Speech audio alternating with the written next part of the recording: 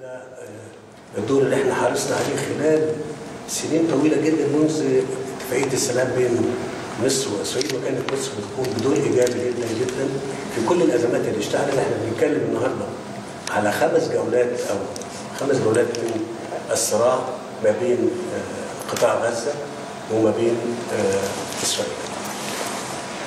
This has been our constant stance. We've been very keen over the years to make sure that we bring about peace since the peace agreement between Egypt and Israel. Since that time, Egypt has been playing a very positive role in addressing all of the crises that erupted over the years. We're talking here about 5 rounds of conflicts.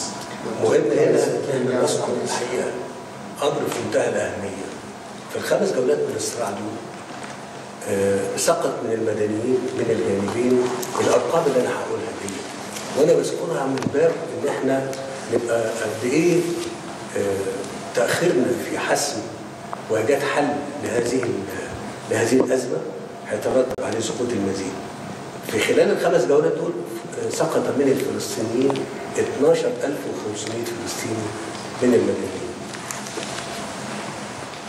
And very important to say also that throughout these 5 rounds of conflicts, innocent lives were claimed. We lost innocent lives, and I'm going to state the numbers. And I want to state the numbers because any delay in resolving this issue, trying to find a solution, would just lead to more victims. The victims of the Palestinian side amounted to 12,500 civilians. من الجانب الإسرائيلي سقط منهم 2700 منهم من 1500 اللي سقطوا في الأزمة الأخيرة. On the Israeli side, they lost 2,700 people, including 1,500 in this last crisis. اللي أنا بقوله دي بيانات موجودة ومتاحة للجميع. فيما يخص الأطفال أو المصابين قبل ما أتكلم على ده، سقط من الفلسطينيين 100,000 مصاب ومن إسرائيل 12,000 مصاب. What I'm talking about is information data that everybody can check because they are available. We're talking about the injured. We're talking about 100,000 Palestinians injured and 12,000 Israelis. من الأطفال سقط 2500 طفل فلسطيني وسقط من إسرائيل 150 طفل. We're talking about children. We're talking about 2,500 Palestinian children as victims and 150 on the Israeli side. أنا بقول الكلام ده دلوقتي معالي وزير الخارجية لأن إحنا الأزمة اللي موجودة أزمة كبيرة جدا، ورد الفعل اللي موجود أتحسب إنه يتجاوز رد فعل حق الدفاع عن النفس من جانب إسرائيل، ويتحول إلى عقاب جماعي لقطاع غزة اللي فيه 2.3 مليون فلسطيني. I'm saying this now because we're facing here a huge crisis, and I'm quite concerned about the reaction that may just overextend the right of self-defense and turns into a collective punishment of 2.3 million Palestinians living in the city. صحيح ما حدث من 9 أيام كان كتير وصعب، مفيش كلام، واحنا ندين مفيش كلام، لكن أيضا لازم نعرف إن في عبارة عن تراكم من حالات الغضب والكراهية ترتبط على مدى أكثر من 40 سنة، إن مفيش أفق لإيجاد حل للقضية الفلسطينية تعطي أمل للفلسطينيين. يمكن حد يسأل هو ده وقت الكلام في الموضوع ده ولا الكلام على إيجاد مخرج للأزمة الحالية؟ احنا بنقول ده عشان نأسس على جهدنا وحركتنا المطلوبة لإيقاف تطورات الأزمة ديت اللي ممكن يبقى لها تداعيات على منطقة الشرق الأوسط كله. احنا بنبذل جهدنا أولا لاحتواء الموقف وعدم دخول أطراف أخرى إلى الصراع. Yes, it is true what happened over the past 9 days was very difficult and too much. And we unequivocally condemned. But we need to understand that this is the result of accumulated fury and hatred over 4 decades, where the Palestinians had no hope to find a solution. Many people ask, is this the right time to speak about this, or only to try to find a way out of the current crisis? But what I'm saying here is that I'm trying hard to make clear today the right foundation for our effort and our movement, because we have to evade very dire consequences that would affect the Middle East. We're trying very hard to contain and resolve the crisis and avoid any other parties getting into the conflict.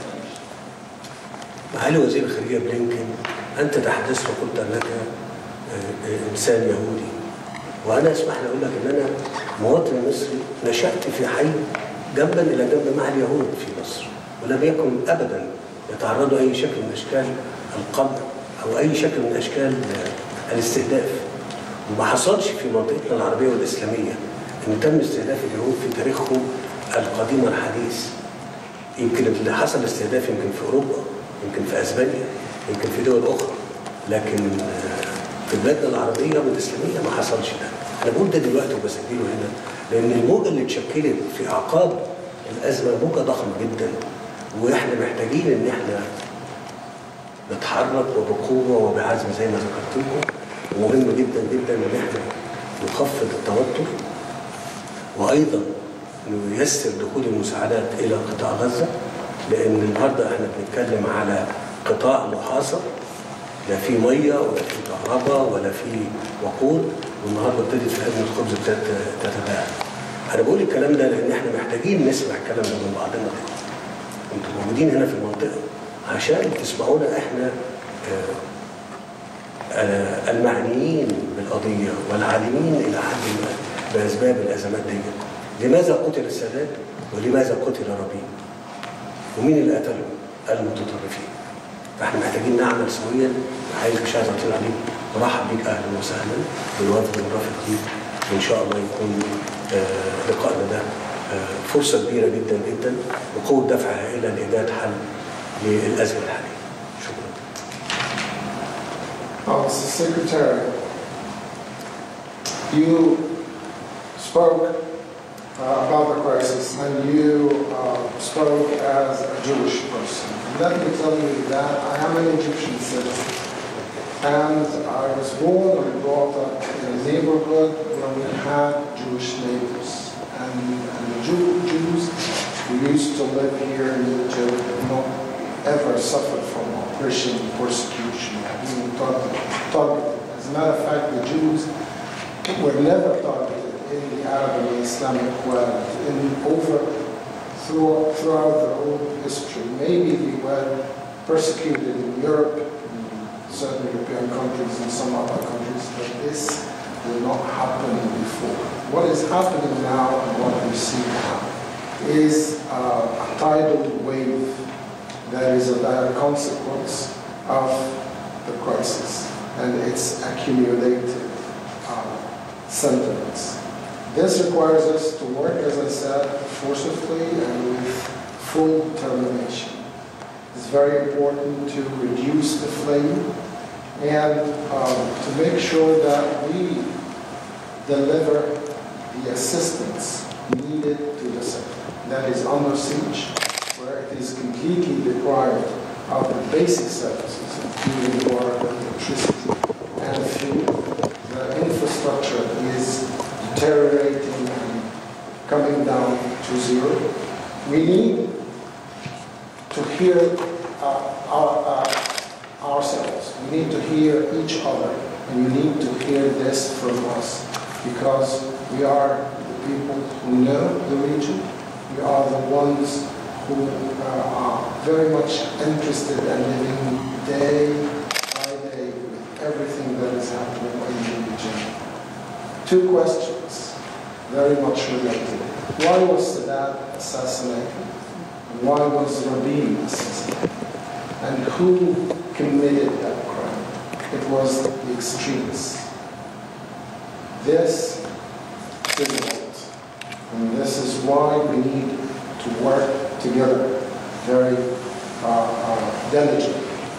I welcome you. I don't want to talk much. I welcome you, and I hope this is a good opportunity for us to have a constructive meeting and a good chance where we work to give a strong momentum to finding out a solution and to resolve this crisis. Thank you very much, Mr. President. As always, it's good to see you. Pleasure. I wish it were under different circumstances. Please. I come first and foremost as a human being. Yes. A human being, like so many others, appalled at the atrocities committed by Hamas. It's hard to find the words to describe it. But inhumane is a good place to start.